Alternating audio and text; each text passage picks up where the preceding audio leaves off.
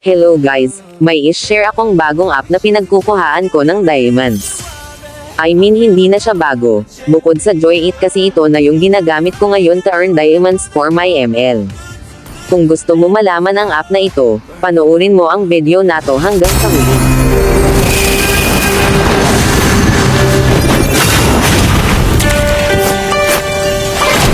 Mankai no hana yatte.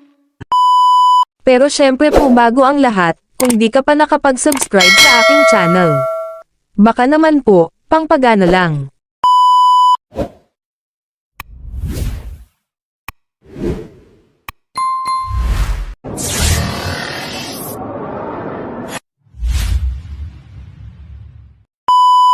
So ito nga pala yung Melolo guys, I've been using this for 3 months already.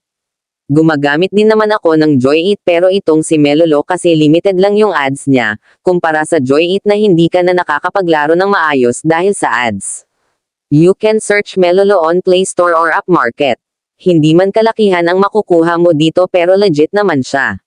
Dito sa Melolo guys, manunood lang kayo ng Korean dramas, Chinese drama or American drama para makaipon ng coins na i-convert mo para maging pera. Here's a quick tutorial on how to use Melolo. First, download and install the Melolo app, then sign up or log into your account. After that, browse the available K-dramas and start watching your favorite series. Habang active kayong nanonood at nagko-complete ng task sa app, makakakolect kayo ng rewards.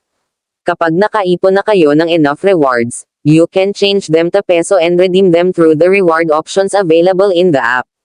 Personally, I use the rewards I earn to help buy MLBB diamonds, kaya sulit talaga for me habang nanonood lang kaysa maglaro na na-interrupt dahil sa ads. Just remember to follow the app's guidelines and check the available reward options, since they may change over time.